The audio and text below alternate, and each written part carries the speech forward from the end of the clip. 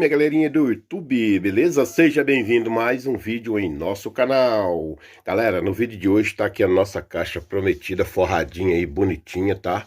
Que nem eu falei pra vocês que ia forrar, bacana, tá?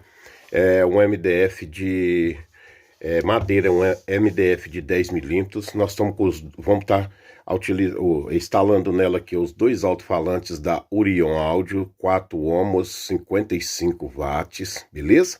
Vamos estar usando, só mupar, tá, pessoal? Aqui também nós temos, pessoal, o nosso amplificador XHM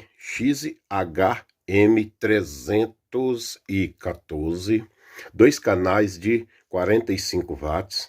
Não vem com o conector Bonner, foi eu que adaptei aqui, tá? Não ficou muito bom, mas também eu acho que não ficou ruim não, né, pessoal? Peraí, dá um focozinho aí, caramba. Aí, isso, pessoal. O bom dos aparelhos, dos amplificadores originais, por causa disso, pessoal. Vem o modo de você fazer a ligação, né?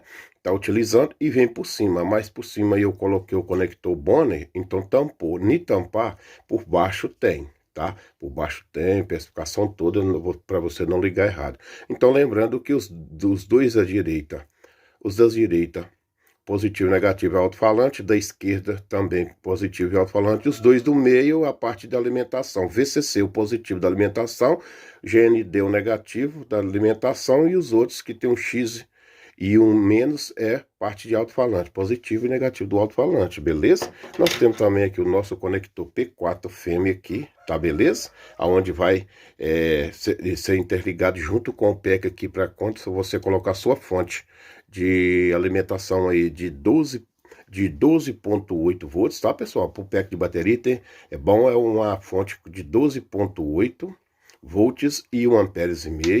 Aqui nós temos um pack de bateria com 3 células, me dando aqui 12,47, quase 12 volts e meio.